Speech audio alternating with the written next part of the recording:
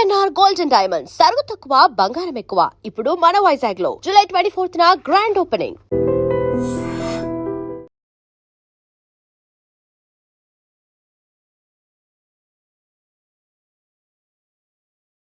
నమస్తే, welcome to I dream. ప్రస్తుతం వర్షాలు ఎక్కడా పడటం లేదు. జూలై నెల వచ్చేసింది. జూలై నెల ఇక దాదాపు 15వ తారీఖుకి దగ్గరలో ఉన్నాం. ఇంతవరకు వర్షపు జాడ అనేది కనిపించట్లా. రైతన్నలు ఆకాశం వైపు ఎదురు చూస్తూ ఉన్నారు, ఒక్క చుక్కైనా రాలుతుందేమో అని. కానీ ఎల్నిలో ఎఫెక్టు, తీవ్ర వర్షాభావ పరిస్థితులు ఉన్నాయి అన్న సమాచారంతో గుండె గుబేలమంటోంది. ప్రస్తుతం ఈ ఎల్నిలో గురించి క్లియర్గా ఎక్స్ప్లెయిన్ చేయడానికి ప్రస్తుతం నాతో పాటు ఉన్నారు వాతావరణ శాఖ అధికారి శ్రీనివాస్ గారు. పూర్తిగా తెలుసుకుందాం సమాచారం. నమస్కారం సార్. నమస్కారం సార్, ఈ ఎల్నిలో ఎఫెక్ట్ అంటున్నారు, వర్షాలు అసలు పడట్లేదు. జూలైలో అంటే ఏ విధంగా వర్షాలు పడతాయి మనందరికీ తెలుసు. ఎందుకు ఇలాంటి సిచ్యువేషన్ వచ్చింది? అసలు ఎల్నినో గురించి తెలుసుకోవాలంటే అసలు ముందు మనకి ఈ మాన్సూన్ ఎట్లా వస్తుంది, దాన్ని ఎల్నినో ఎట్లా ఎఫెక్ట్ చేస్తుంది అన్నది తెలుసుకోవాలి. మాన్సూన్ అసలు ప్రతి ఏడు మనకి జూన్, జూలై, ఆగస్టు నెలల్లోనే ఎందుకు వస్తుంది అన్నది తెలుసుకోవాలంటే అసలు మనము ఈ ఒక గోళాకారమైన భూమి, బాల్ లాంటి భూమి మీద ఉన్నాము. దీనికి main source of energy sun. ఈ సన్ చుట్టూ భూమి తిరుగుతూ ఉంటుంది. తిరుగుతూ ఉన్నప్పుడు ఇది గోళాకారంగా ఉండటం వల్ల ఈ సూర్యుడి యొక్క ఎనర్జీ అనేది ఈ గోళాకారపు సర్ఫేస్ అయినందువల్ల సెంటర్లోనూ అట్లాగే సెంటర్కి అటు ఇటు మనం భూమధ్య రేఖ అంటాం. భూమధ్య రేఖ ఈక్వేటర్, దానికి అటు ఇటు 30 degrees నార్త్, 30 degrees సౌత్, నా ఉత్తర అక్షాంశము, దక్షిణ అక్షాంశం, ఈ వీటి మధ్యనే సోలార్ ఎనర్జీ ఎక్కువ కేంద్రీకృతమై ఉంటుంది. ట్రాపికల్ రీజియన్ అంటాం ఇది. మన ఇండియా కూడా ట్రాపికల్ రీజియన్లో ఉంది. మనది ఉత్తర అర్ధగోళంలో, నార్దర్న్ హెమిస్ఫియర్లో ఈ ట్రాపికల్ రీజియన్లో ఇండియా ఉంది. సో ఇండియాకు కూడా మ్యాక్సిమం ఎనర్జీ అందుతూ ఉంటుంది.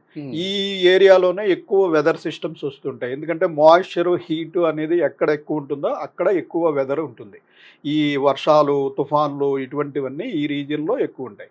అయితే ఈ గోళాకారంగా తిరుగుతున్నప్పుడు ఈ పైన కింద మనకి 30 degrees నార్త్ అండ్ సౌత్, పైకి పోయినా కిందకి పోయినా గ్రాడ్యువల్గా సన్స్ ఎనర్జీ తగ్గిపోవడం వల్ల ఆ ప్రాంతంలో పైకి పోయిన కొద్దీ పోల్స్ దగ్గరికి వెళ్ళిపోయేటప్పటికి బాగా మంచు ఖండాలు అయిపోయి ఆర్కిటిక్, అంటార్కిటిక్ ఉంటాయి.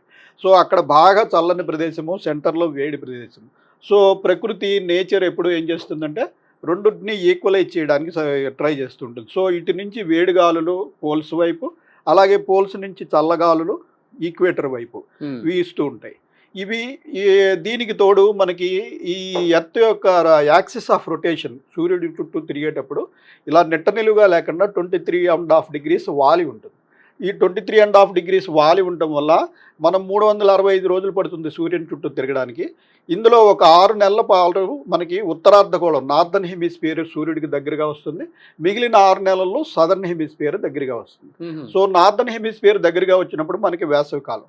సో ఆ పీరియడ్లో మనకి మార్చి, ఏప్రిల్, మే నెలలు సూర్యుడికి దగ్గరగా ఉండటం వల్ల మనకి తీవ్రమైన వేడి ఉంటుంది.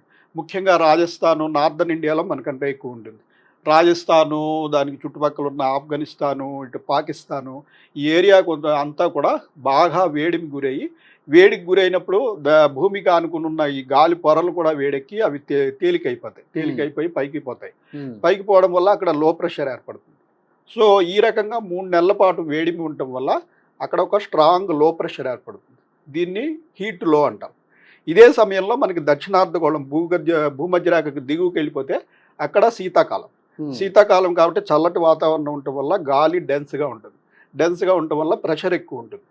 సో ఎప్పుడు మనం ఇందాక చెప్పినట్టు ప్రకృతి రెండింటిని సమానం చేయడానికి ట్రై చేస్తుంది కాబట్టి ఈ హై ప్రెషర్ నుంచి విండ్స్ ఈ లో ప్రెషర్ దగ్గరికి రావడం బయలుదేరుతాయి. ఇది మార్చి, ఏప్రిల్, మే నెలలో బాగా వేడిమి ఎక్కువయ్యాక ఈ ప్రెషర్ డిఫరెన్సెస్ రెండు బాగా ఎక్కువయ్యేటప్పటికి అప్పుడు ఈ హై ప్రెషర్ ఏరియా నుంచి మనకి 5 degrees సౌత్ అక్షాంశంలో ఈ మస్కారన్ ఐలాండ్ అని అంటాం. ఆ ప్రాంతంలో బాగా హై ప్రెషర్ ఏరియా ఉంటుంది. సో ఆ హై ప్రెషర్ ఏరియా నుంచి ఈ లో ప్రెషర్ ఏరియా వైపు విండ్స్ వస్తుంటాయి. వచ్చేటప్పుడు అవి ఈక్వేటర్ని దాటినప్పుడు భూగమనం వల్ల ఈ నైరుతి దిక్కుకి వంచబడతాయి. సో అలా వంచబడిన పవనాలే మనకి నైరుతి ఋతుపవనాలు. అయితే ఇవి ఎక్కడి నుంచి వస్తే మనకి దక్షిణార్ధగోళంలో పెద్ద సముద్ర ప్రాంతం, అది పసిఫిక్ మహాసముద్రము, అలాగే ఆ తర్వాత మన ఇండియన్ ఓషన్, హిందూ మహాసముద్రము, ఈ సముద్రాలన్నీ దాటుకుని కొన్ని వేల మైళ్ళు ప్రయాణించి వస్తాయి. సో ఇవి సముద్ర ప్రాంతం నుంచి ఇన్ని మైళ్ళు ప్రయాణించడం వల్ల వాటిలో చాలా తేమ ఉంటుంది. ఆ తేమగాళ్ళన్నీ మనకి భారతదేశం మీదకి రావడం వల్ల అదే సమయంలో మన భూభాగం చాలా వేడిగా ఉంటుంది. ఈ తేమ అంతా కూడా ఈ వేడి గాలులతో పాటు పైకి పోయి మేఘాలయ్యి మనకి వర్షం పడుతుంది. సో ఇది మనకి మాన్సూన్ వచ్చే ప్రక్రియ. అయితే దీన్ని ఎల్నినో ఎట్లా ఎఫెక్ట్ చేస్తుంది? అసలు ఎల్నినో అంటే ఏమిటి? అంటే ఏంటంటే మనకి ఇప్పుడు ఈ సదర్న్ పసిఫిక్, మనకి ఈ పసిఫిక్ ఏరియా ప్రాంతం నుంచి మొదట ఈ విండ్స్ వస్తాయి అనుకున్నాం కదా.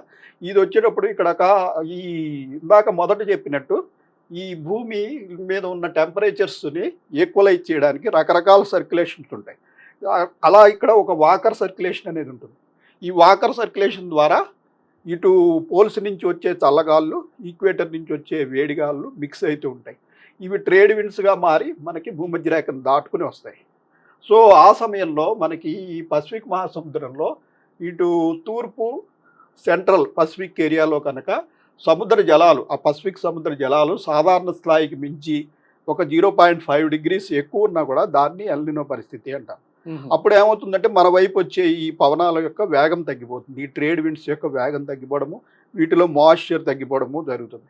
దీన్ని ఎల్నినో పరిస్థితి అంటాం. అయితే ఇది ఒక సైకిల్. కొన్ని సంవత్సరాల పాటు ఇటు తూర్పులో ఉన్న పసిఫిక్ మహాసముద్రం వేడెక్కితే కొన్ని సంవత్సరాలు పశ్చిమంలో ఉన్న సముద్రం వేడెక్కుతుంది. పశ్చిమంలో ఉన్నది వేడెక్కితే మనకు అనుకూలం, మనకి మరింత వేగంగా ఈ పవనాలు వస్తాయి. సో దాన్ని లానినా పరిస్థితి అంటాం. సో ఇది ఎల్నినో, లానినా అంటే. ఓకే, అంటే రెగ్యులర్గా ఎల్నినో అనేది ఇప్పుడు వచ్చిందేం కాదు, ఎప్పుడు గతంలో కూడా చాలా సందర్భాల్లో ఎల్నినో పరిస్థితుంది. కానీ ఈసారి ఏదో ఘాట్ జిల్లా ఎల్నినో అతి తీవ్రమైనటువంటి ప్రభావం చూపిస్తుంది, వర్షాలు అస్సలు పడవు, ఇలాంటి చర్చ ఉంది సార్. ఎంతవరకు వాస్తవం? మనకి ఎల్నినో అన్న, లానినా అన్నవి భూమి పుట్టిన దగ్గర నుంచి ఉన్నాయి. ఇవి కొత్తగా వచ్చినవి కాదు. ఇవి ఏంటంటే కొన్ని వేల కిలోమీటర్ల స్క్వేర్ కిలోమీటర్ ఏరియాలో ఉన్నటువంటి పసిఫిక్ జలాలు కొన్ని సంవత్సరాలు పశ్చిమంలోను, కొన్ని సంవత్సరాలు తూర్పులోను, ఇది ఒక సైకిల్. ఈ భూగమనంలో మనకి వేసవికాలం, శీతాకాలం ఎట్లాగో అట్లా అవి కూడా మారుతూ ఉంటాయి. అయితే వాటికి మనకి ఉన్నట్టు పర్టికులర్గా మనకి ఎవ్రీ ఇయర్ 3-4 నెలలు అయ్యేటప్పటికి ఈ సీజన్ అయిపోతుంది. దానికి అట్లా ఉండదు. ఎందుకంటే అవి కొన్ని వేల కిలోమీటర్ల సముద్ర జలాలు వేడెక్కడము, చల్లారడానికి చాలా సమయం పడుతుంది.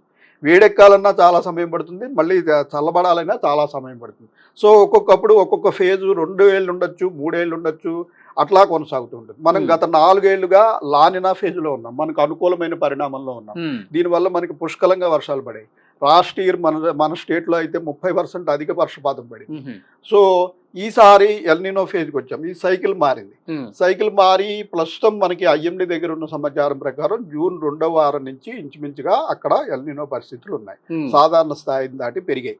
అయితే ఇవి రోజు ఐఎండి మానిటర్ చేయదు. అది పసిఫిక్ మహాసముద్రము, భూమధ్య రేఖ దిగువ కాబట్టి ఇంటర్నేషనల్ ఆర్గనైజేషన్స్, ఎన్ఓఏఏ ఇవన్నీ కూడా మానిటర్ చేస్తుంటాయి.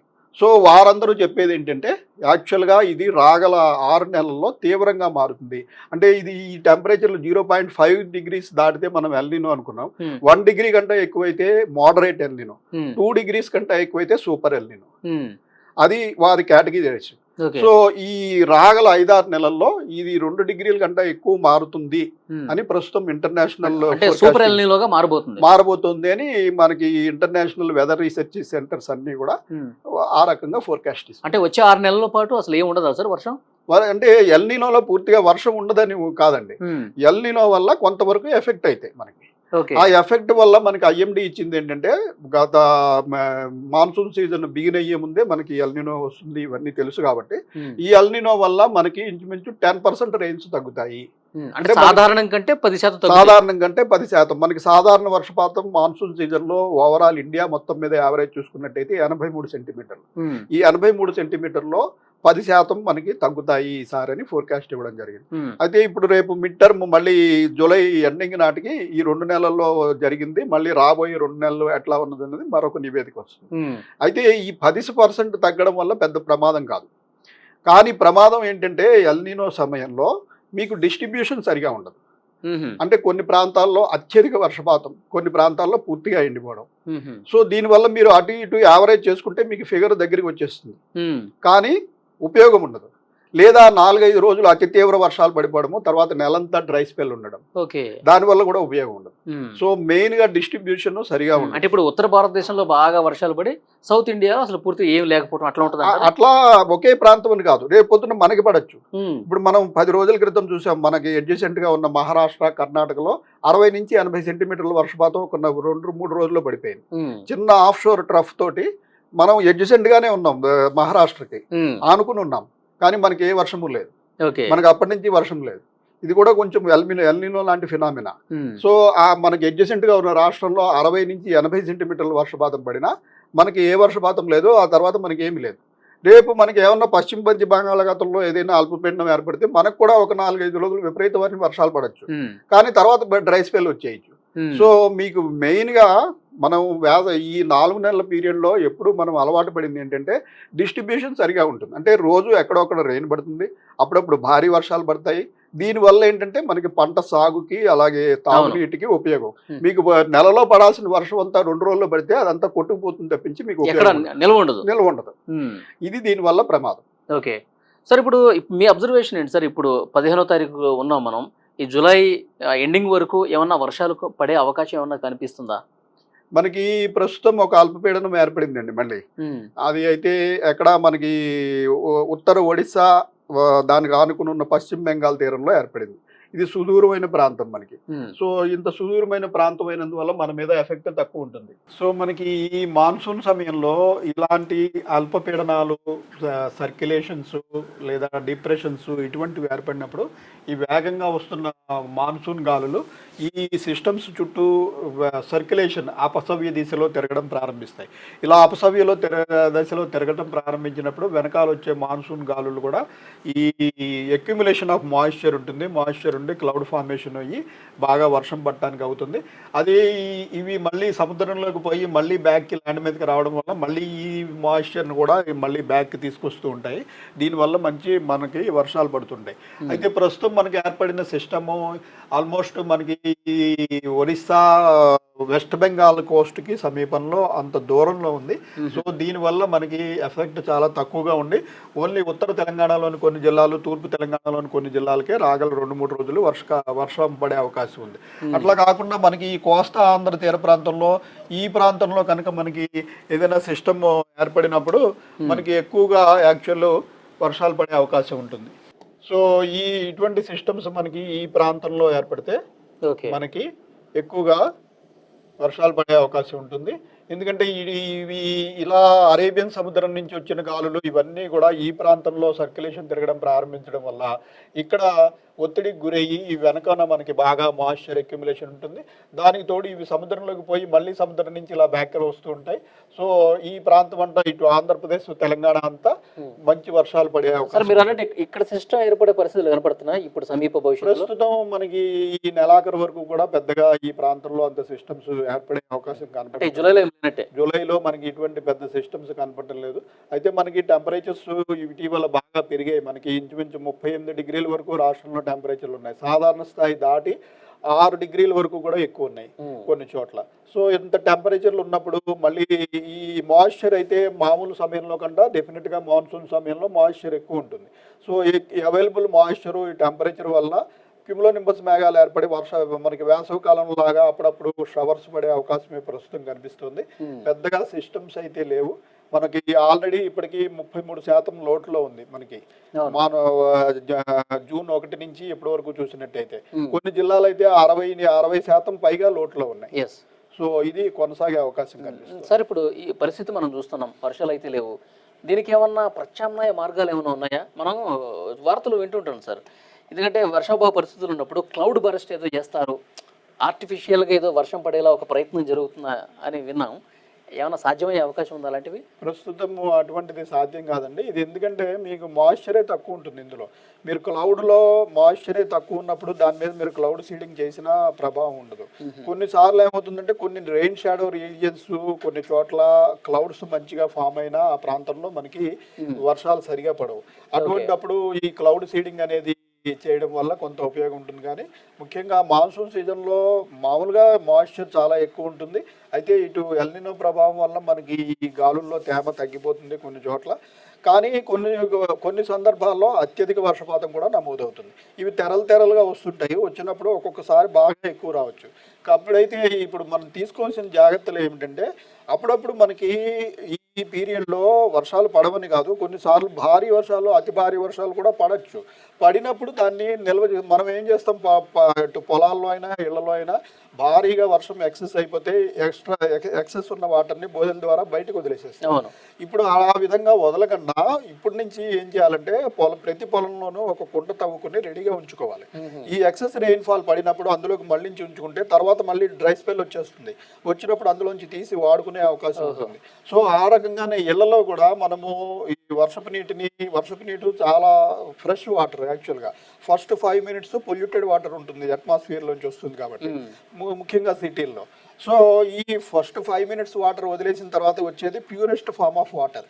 దాన్ని కూడా మనము ఎవరు కూడా ఇంకుడు గుంతలు అనేది మనకి ఎప్పటి నుంచో 20 ఏళ్ళ నుంచి నియమం ఉన్నప్పటికీ దాన్ని పేరుకే ఒక ఇంకుడు గుంత తవ్వి డస్ట్బిన్లుగా మార్చి మొత్తం నీటినంతా డ్రైన్ల ద్వారా రోడ్ల మీద వదులుతున్నారు. దీనివల్ల ఏమవుతుందంటే మనకి 7-8 సెంటీమీటర్ల రెయిన్ఫాల్ వచ్చేటప్పటికి సిటీ రోడ్ల మీద కార్లు కొట్టుకుని పోయేంత వరద నీరు వస్తుంది. దీనికి కారణం ఒక బిజీ సెంటర్లో ఒక 1 square kilometer ఏరియాలో ఉన్న విపరీతమైన నిర్మాణాలు పెరిగిపోయి ఎవరికి కూడా ఒక 10% ఆఫ్ వాటర్ వారి ఏరియాలో పడింది, వారి దగ్గర ఉంచుకునే ఏర్పాటు లేదు. సో మొత్తం ఆ వాటర్ అంతా రోడ్డు మీద అక్యుములేట్ అవుతుంటోటి రోడ్ల మీద ఇది పెరిగి మనకే ట్రాఫిక్ ఇబ్బందులు జరుగుతున్నాయి. దాని బదులు ప్రతి వారు కూడా వారి బోర్ పక్కన ఒక రీఛార్జ్ పిట్ చదువుకుని దాంట్లోకి మళ్లించుకోవచ్చు. ఆ అవకాశం లేకపోతే కనీసం ఒక సంపులోకైనా మళ్లించుకోవాలి. ఈ నీటిని టెర్రస్ నుంచి వచ్చే నీటిని ఒక సంపులోకైనా మళ్లించుకుంటే, because water has no expiry date. మీరు ప్రాపర్గా స్టోర్ చేస్తే దాన్ని ఎన్ని రోజులైనా వాడుకోవచ్చు. సో ఇటువంటి ఏర్పాట్లు చేసుకోకపోతే ముందు చాలా ఇబ్బందులు ఉండే అవకాశం. సార్, పంటల విషయంలో ఒకసారి మాట్లాడుకుంటే, ఎక్కువగా వర్షం ఆధారిత పంటలు కొన్ని ఉంటాయి, అంత వాటర్ అవసరం లేని పంటలు కొన్ని ఉంటాయి. సో రైతులకి ఏమన్నా సూచన ఇస్తారా? మనం రైతులకి గత 2 నెలల నుంచి చెప్తున్నది ఏంటంటే, ఈసారి ఎల్నినో పరిస్థితుల వల్ల వర్షాలు తక్కువ పడినా ఎక్కువ పడినా మెయిన్గా డిస్ట్రిబ్యూషన్ సరిగా ఉండదు. అంటే ఈ డ్రై పీరియడ్స్ అనేవి చాలా ఎక్కువ ఉంటాయి. సో ఇంత డ్రై పీరియడ్స్ ఉన్నప్పుడు ముఖ్యంగా వరిని సాగు చేస్తే చాలా ఇబ్బంది. ఎందుకంటే వరికి చాలా ఎక్కువ కాల పరిమితి ఉంటుంది, ప్లస్ చాలా ఎక్కువ నీరు కావాలి. సో అంత కాల పరిమితిలోనూ పూర్తిగా మీకు వర్షాలు పడే పరిస్థితి ఎల్నినో సమయంలో ఉండదు. సో వీలైనంత వరకు వరి నుంచి వేరే తృణధాన్యాలు, మిల్లెట్స్, ఇటువంటి వాటికి తక్కువ కాల పరిమితితో అయిపోతాయి, ప్లస్ తక్కువ నీరు సరిపోతుంది. సో అటువంటి అలాగే ఆయిల్ సీడ్స్, ఈ వేరుశనగ, ఇటువంటి వాటికి మారిపోయినట్టయితే అవి తక్కువ నీరు ప్లస్ తక్కువ కాల పరిమితితోటి అయిపోయే పంటలకు మారాల్సిన అవసరం ఉంది. అలాగే ఈ వీలైన చోట ఈ స్ప్రింక్లర్స్ కానీ లేకపోతే డ్రిప్ ఇరిగేషన్ కానీ పెట్టుకుంటే తక్కువ నీటితోటి అవుతుంది.